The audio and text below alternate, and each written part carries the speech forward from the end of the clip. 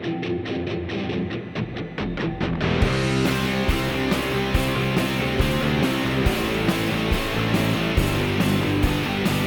Everyone, this is doctor Vishal जो आज की वीडियो बहुत ज्यादा इंपॉर्टेंट होने वाली है, क्योंकि आज की वीडियो में मैं आपको बायोकेमिस्ट्री की अपनी नई फैकल्टी से इंट्रोड्यूस करने वाला हूं।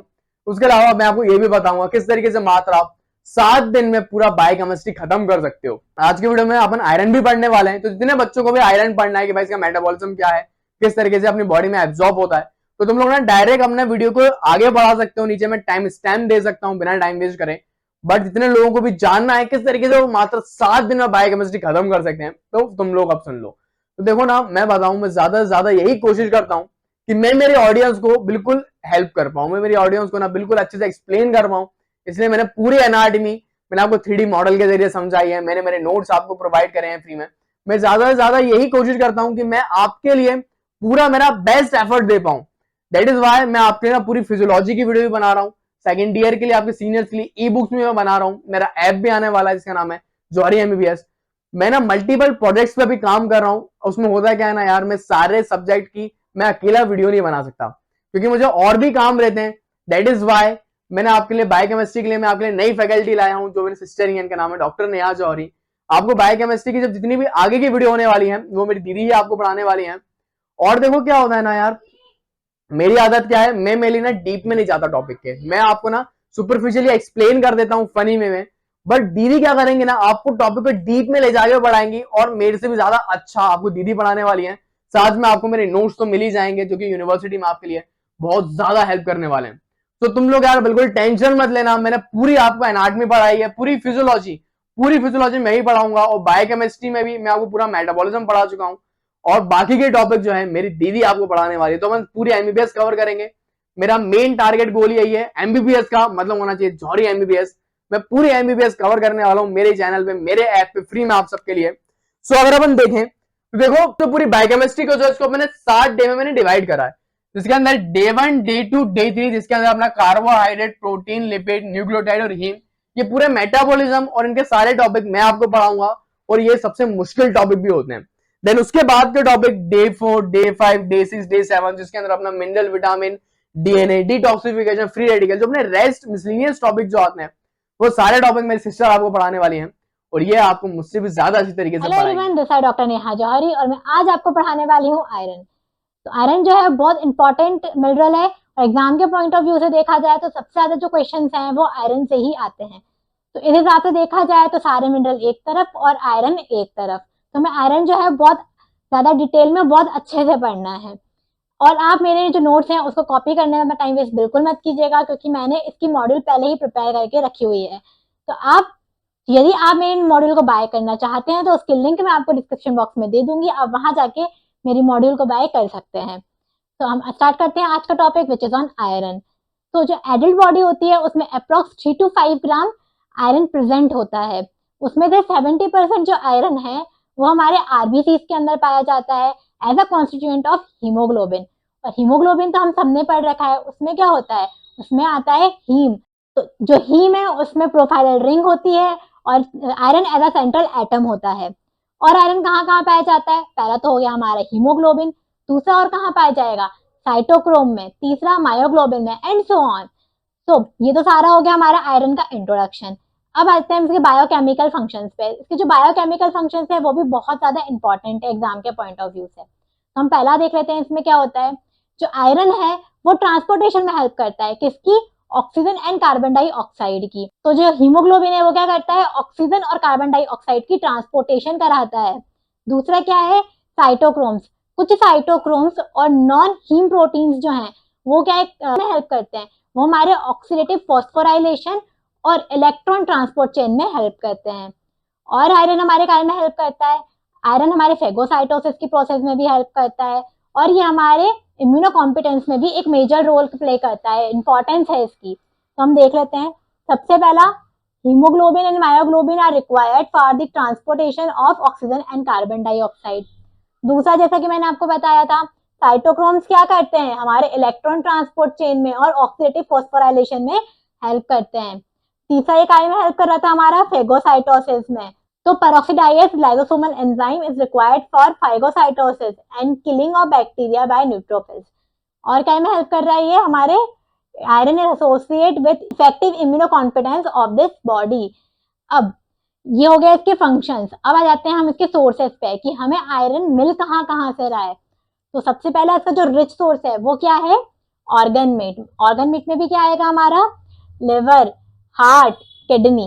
उसके बाद क्या जाते हैं गुड सोर्सेस कि हमें और कहाँ कहाँ से मिल सकता है। पहला आ गया हमारा leafy veggies, pulses, cereals, fish, apples, dry fruits, molasses and jaggery. And poor sources क्या है इसके, पुअर सोर्सेस है हमारा milk, wheat, polished rice etcetera.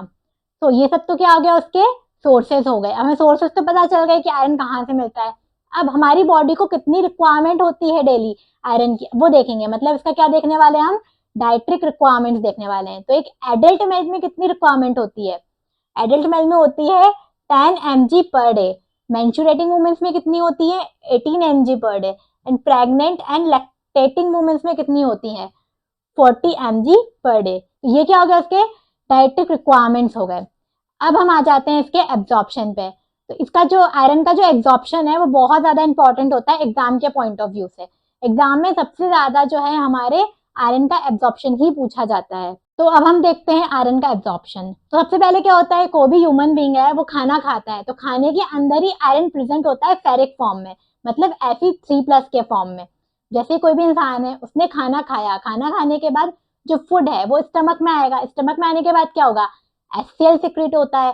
क्यों होता है, ताकि वो फूड के साथ ऐड हो सके, मिक्स हो सके और चाइम बना सके। तो यहाँ पे क्या हुआ, कोई भी इंसान है उसने क्या करा, खाना खाया, खाना खाने के बाद क्या हुआ, वो स्टमक में आया, स्टमक में आने के बाद HCl सिक्रेट हुआ। HCl सिक्रेट हुआ तो उससे क्या होगा, फूड से जो Fe3+ है, मतलब फेरिक फॉर्म में जो आयरन स्टोर्ड था वो क्या होगा, सेपरेट हो जाएगा, उससे टूट के अलग हो जाएगा। तो ये पूरी प्रोसेस जो है इसकी ट्रांसपोर्टेशन की, एब्जॉर्प्शन की, वो मैं आपको पूरा एक रे डायग्राम के थ्रू एक्सप्लेन करती हूँ। सबसे पहले क्या हुआ, कोई भी इंसान ने खाना खाया, खाना खाने के बाद जो फूड है, फूड में आयरन किस फॉर्म में प्रेजेंट था हमारे, Fe3+ के फॉर्म में। खाना खाने के बाद स्टमक में आया, स्टमक में क्या हुआ, स्टमक में आने के बाद जो फूड था उससे आयरन सेपरेट हो गया, किस फॉर्म में, Fe3+ के फॉर्म में। फिर क्या होगा, जो Fe3+ है अब उसको जाना है म्यूकोजा के अंदर, ठीक है। तो म्यूकोजल वॉल के अंदर जाना है, तो म्यूकोजा की जो वॉल है वो Fe3+ में उसको अंदर नहीं आने दे रही है। वो बोल रही है कि मैं तुझे Fe3+ के फॉर्म में अंदर नहीं आने दूंगी, अगर तुझे मेरी वॉल के अंदर आना है तो तुझे Fe2+ में कन्वर्ट होना पड़ेगा।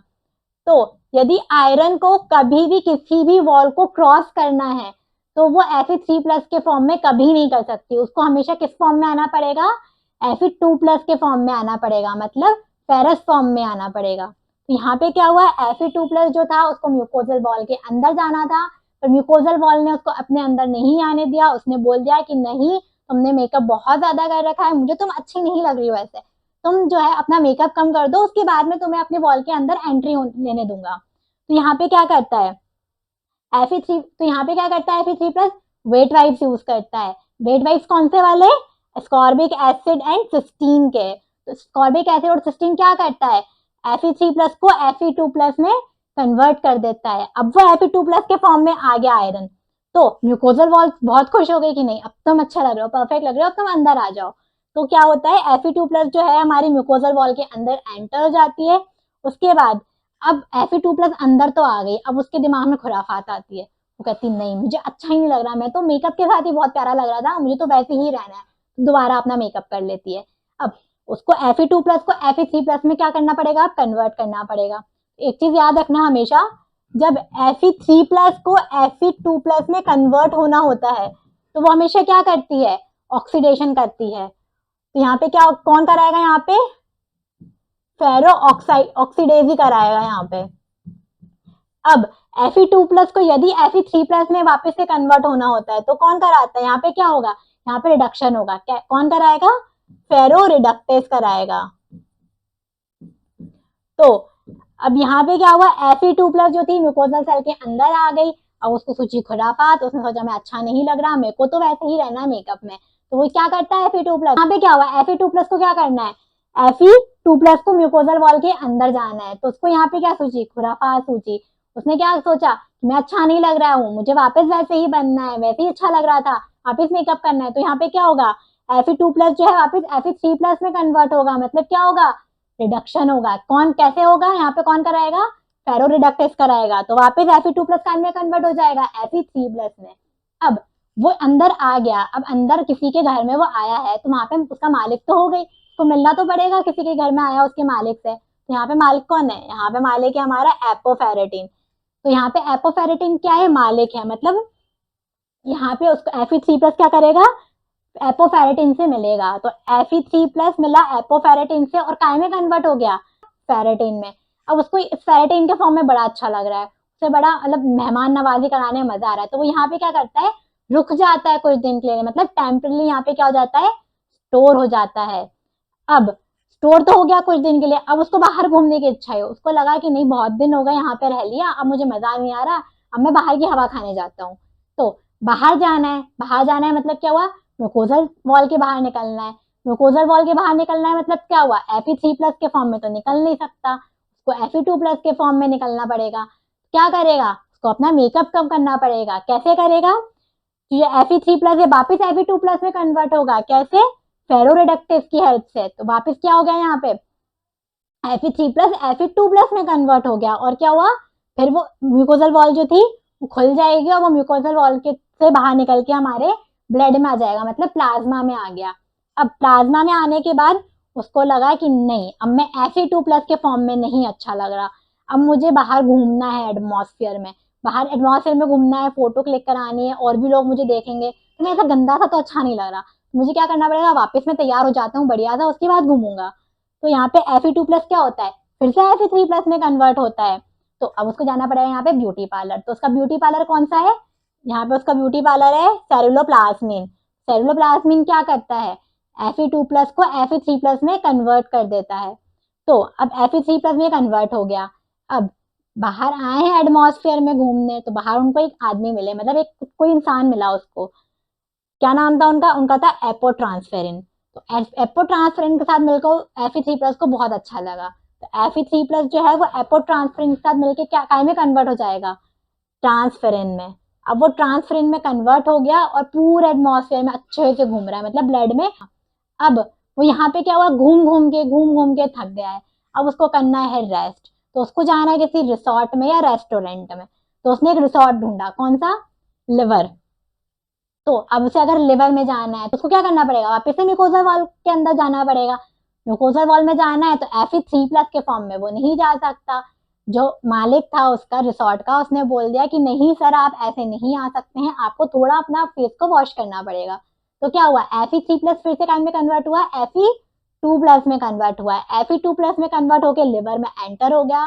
लिवर में फिर से रिसोर्ट का मालिक बैठा है, मतलब कौन बैठा है, एपोफेरेटिन बैठा हुआ है। वो क्या करता है, एपोफेरेटिन Fe3+ के साथ रिएक्ट करेगा, कन्वर्ट हो जाएगा हमारे काय में, फेरेटिन में, और वहीं पे स्टोर हो जाता है।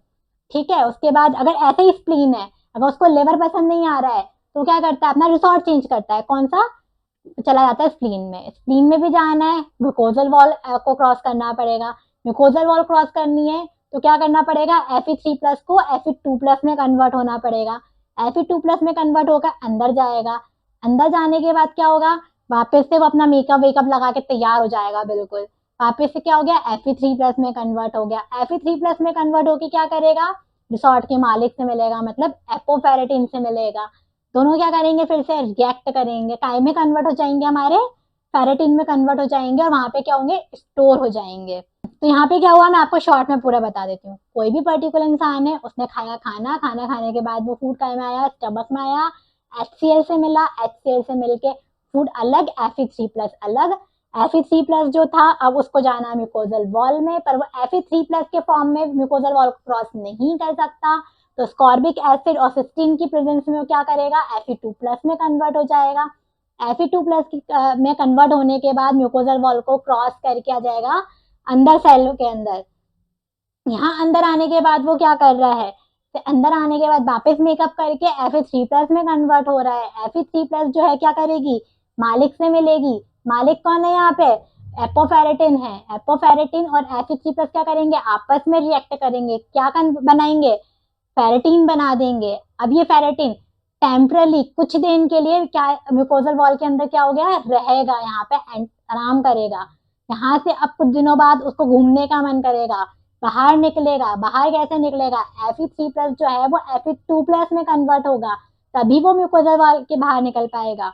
अब वो म्यूकोजल वॉल के बाहर निकल के ब्लड में आ गया, ब्लड में उसे घूमना है पर वो ऐसे नहीं घूम सकता, तो फिर से Fe2+ जो है वो Fe3+ में कन्वर्ट होगा। वहां पे कन्वर्ट होने के बाद किससे मिलेगा, एपोट्रांसफेरिन से मिलेगा। एपोट्रांसफेरिन और Fe3+ क्या करेंगे, आपस में रिएक्ट करेंगे, आपस में रिएक्ट करके क्या बना देंगे, ट्रांसफेरिन बनाएंगे। ट्रांसफेरिन के फॉर्म में क्या करेंगे, पूरे हमारे जो ब्लड है उसमें घूमेंगे।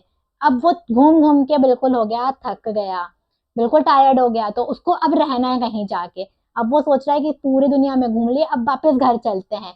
तो क्या होगा यहाँ पे, अब वो लिवर में जाएगा, लिवर में जाएगा तो ऐसे ही म्यूकोजल वॉल को क्रॉस नहीं कर सकता, तो वापस Fe3+ जो है Fe2+ में कन्वर्ट होगा। अपने घर वाले कपड़े वपड़े पहन के, घर जैसे घर में रहते हैं नॉर्मल वैसे बन जाएगा। घर में जाएगा, अपनी मम्मी से मिलेगा, मम्मी मतलब एपोफेरेटिन से मिलेगा, एपोफेरेटिन से मिलके काय में कन्वर्ट हो जाएगा, फेरेटिन में। फेरेटिन में कन्वर्ट होके वो क्या हो जाएगा, लिवर में परमानेंटली स्टोर हो जाएगा। वैसे ही जो हमारा स्प्लीन है वो भी उसका परमानेंट घर है, मतलब उसका दूसरा घर है, तो वो क्या करेगा, अगर उसको लिवर में नहीं जाना तो स्प्लीन में जाएगा। स्प्लीन में जाने के लिए भी क्या करेगा, Fe3+ Fe2+ में कन्वर्ट हो जाएगा, लिवर के अंदर जाएगा, घर के कपड़े वकड़े पहनेगा, कपड़े पहन के कैसा हो जाएगा, Fe2+ जो है वो Fe3+ में कन्वर्ट हुआ, मम्मी पापा से मिला, मतलब एपोफेरेटिन से मिला, एपोफेरेटिन से मिलके काय में कन्वर्ट हुआ, फेरेटिन में कन्वर्ट हो गया और वहां पे परमानेंटली स्टोर हो गया। तो जो हमारा आयरन है परमानेंटली कहाँ स्टोर होता है, परमानेंटली हमारे लिवर और स्प्लीन के अंदर कन्वर्ट होता है, किस फॉर्म में, फेरेटिन के फॉर्म में, और कभी कभी हमारे हिमोसिट्रिन के फॉर्म में भी क्या होता है, ये कन्वर्ट स्टोर हो जाता है। तो ये क्या हो गया, हमारे आयरन का पूरा ट्रांसपोर्टेशन, एब्जॉर्प्शन और स्टोरेज हो गया। अब नेक्स्ट इंपॉर्टेंट चीज आ जाती है कि हमारे जो आयरन का एब्जॉर्प्शन है, किस किस कंडीशन में कौन कौन से फैक्टर्स हैं जो हमारे आयरन के एब्जॉर्प्शन को इंक्रीज या डिक्रीज करेंगे। सबसे पहला क्या होगा, अगर कोई पेशेंट है उसको आयरन की डेफिशिएंसी है, मतलब आयरन डेफिशिएंसी एनीमिया है, तो उस कंडीशन में क्या होगा, आयरन की एब्जॉर्प्शन इंक्रीज हो जाएगी। कुछ हमारी बॉडी में ऐसे अमीनो एसिड्स भी पाए जाते हैं जो क्या करते हैं, हमारे आयरन की एब्जॉर्प्शन को इंक्रीज कर देते हैं। यदि हमारे पीएच बॉडी का इंक्रीज होता है, मतलब ब्लड का अगर पीएच इंक्रीज है, तो वो भी क्या करेगा, आयरन के एब्जॉर्प्शन को इंक्रीज कर देगा। तो ये तो सारे उसके एब्जॉर्प्शन को क्या करने की बात हो गई, इंक्रीज करने की बात हो गई। अब कि कौन कौन से फैक्टर ऐसे हैं जो हमारे आयरन के एब्जॉर्प्शन को डिक्रीज कर देंगे, तो हमारे कुछ हमारी बॉडी में फाइटेट्स आ जाते हैं और कुछ ऑक्सलेट्स हो जाते हैं, वो क्या करते हैं, वो हमारे आयरन के एब्जॉर्प्शन को डिक्रीज कर देते हैं, आयरन को ठीक से एब्जॉर्ब होने नहीं देते। तो ये सारे फैक्टर अफेक्टिंग हो गए। अब जो आयरन है वो हमारी बॉडी में क्या है, वन वे पाथवे चलाता है। वन वे पाथवे मतलब कैसा, आने दो आने दो आने दो, आने देता है मतलब, लेकिन क्या होता है, एक्सक्रीट नहीं करने देता किडनी को, तो ये वन वे पाथवे हो गया। तो अब इसके आ जाते हैं हम डेफिशिएंसी, हम आ जाते हैं इसके डेफिशिएंसी स्टेट पे। तो यदि अगर हमारी बॉडी में आयरन की डेफिशिएंसी होती है तो क्या होगा, आयरन डेफिशिएंसी एनीमिया होगा। उसमें क्या होता है, पेशेंट बहुत ज्यादा लेथार्जिक हो जाता है, पैलर आ जाते हैं उसको, बहुत ज्यादा टायर्डनेस आने लगती है, ब्लर विजन होने लगता है, हेयर लॉस होने लगते हैं, स्किन भी जो है बहुत ज्यादा ड्राई ड्राई सी होने लगती है, थोड़ी अलग स्किन में भी चेंजेस आने लगते हैं। तो ये सारे सिम्टम्स किसके हो गए, आयरन डेफिशिएंसी एनीमिया के हो गए। अब ये तो उसकी आ गई डेफिशिएंसी की बात। अगर टॉक्सिसिटी हो जाती है तो क्या होगा, टॉक्सिसिटी में आ जाती दो कंडीशन बनती है, पहला हीमोसिड्रोसिस, दूसरा हीमोक्रोमेटोसिस। तो हीमोसिड्रोसिस में क्या होता है, हीमोसिड्रोसिस जो है वो ब्लड ट्रांसफ्यूजन की कंडीशन में होता है। यदि कोई पेशेंट अगर सिकल सेल एनीमिया हो गया या फिर हीमोफीलिया से सफर कर रहा है, तो उसको हम क्या करते हैं, ब्लड ट्रांसफ्यूजन कराते हैं। क्योंकि हम ब्लड ट्रांसफ्यूजन करा रहे हैं तो यहाँ पे क्या करता है, iron one way pathway show करता है, मतलब यहाँ से लेता लेता जाता है, स्क्रीट आउट नहीं करता बॉडी से। तो यहाँ पे क्या होता है, बहुत ज्यादा एक्सेस क्वांटिटी में हमारी बॉडी में आयरन आ जाता है। तो उस वजह से क्या हो गया, वो किस फॉर्म में हमारी बॉडी में, डायरेक्ट आयरन की फॉर्म में तो स्टोर होता नहीं है, हिमोसिट्रिन के फॉर्म में जो है वो स्टोर हो रहा है। तो यहाँ पे क्या हो जाएगा, हिमोसिड्रोसिस हो गया। दूसरा क्या जाता है, हीमोक्रोमेटोसिस। हीमोक्रोमेटोसिस को हम ब्रोंज डायबिटीज भी बोलते हैं। क्यों, क्योंकि यहाँ पे जो आयरन है वो डायरेक्ट आयरन के फॉर्म में स्टोर होने लगता है। वैसे नॉर्मली हमने पढ़ा था किस फॉर्म में स्टोर हो रहा था, ये फेरेटिन या हीमोसिट्रिन के फॉर्म में स्टोर होता है हमारी बॉडी में। बट हीमोक्रोमेटिस की कंडीशन में क्या होगा, हीमोक्रोमेटोसिस की कंडीशन में जो आयरन है वो डायरेक्टली आयरन मतलब Fe3+ के फॉर्म में ही हमारी बॉडी में क्या होगा, स्टोर होना स्टार्ट हो जाएगा। उसकी वजह से क्या होगा, हमारी स्किन कैसी हो जाएगी, ब्रोंज जैसी हो जाएगी, मतलब ब्रोंज लाइक पिगमेंटेशन होने लगेगा स्किन में। तो इसलिए हम इसको ब्रोंज डायबिटीज भी बोलते हैं। तो ये सब हो गया हमारे आयरन के बारे में। अब मैं आती हूँ कि यूनिवर्सिटी में किस टाइप के क्वेश्चन आते हैं। तो ये जो टॉपिक था आयरन, ये बहुत ज़्यादा इंपॉर्टेंट था। सबसे ज़्यादा जो क्वेश्चन पूछे जाते हैं वो हमारे आयरन से ही पूछे जाते हैं। या तो शॉर्ट नोट में पूरा आयरन लिखने को आ जाएगा या इसका एब्जॉर्प्शन पूछ लेंगे। यदि शॉर्ट नोट में लिखने को आता है तो हम पूरा ऐसा लिख कर आएंगे कि इसका पूरा इंट्रोडक्शन देंगे, उसकी पूरे केमिकल फंक्शंस लिखेंगे, बायोकेमिकल फंक्शंस लिखेंगे, उसकी डाइटरी रिक्वायरमेंट्स लिखेंगे कि कितनी कितनी होती है, देन उसके सोर्सेज लिख देंगे क्या कहाँ कहाँ से हमें मिल रहा है, देन उसके बाद एब्जॉर्प्शन के बारे में लिखना है। तो यदि हम ये रे डायग्राम बना के आते हैं ना तो इजीली सामने वाला समझ सकता है कि हम क्या बताना चाह रहे हैं और इजीली हम उसको एक्सप्लेन कर सकते हैं। तो हम थोड़ा बहुत जो हमने रे डायग्राम है वही हमने थ्योरी में भी लिखा है, हम थोड़ा ये रे डायग्राम बना के थोड़ा बहुत उसके बारे में 2-4 पॉइंट लिख देंगे तो हमें बहुत अच्छे मार्क्स मिल जाएंगे। उसके बाद हमें यहाँ पे डेफिशिएंसी स्टेट भी ज़रूर लिखनी है, क्योंकि यदि हम डेफिशिएंसी स्टेट नहीं लिखेंगे तो पता ही नहीं चलेगा कि कौन सी डिसीज हो रही है कौन सी नहीं हो रही है। तो हमें यहाँ पे क्या करना है, इसकी डेफिशिएंसी स्टेट्स भी लिख के आना है। तो ये पूरा क्या हो गया, हमारा आयरन हो गया। Thank you, keep watching, keep learning.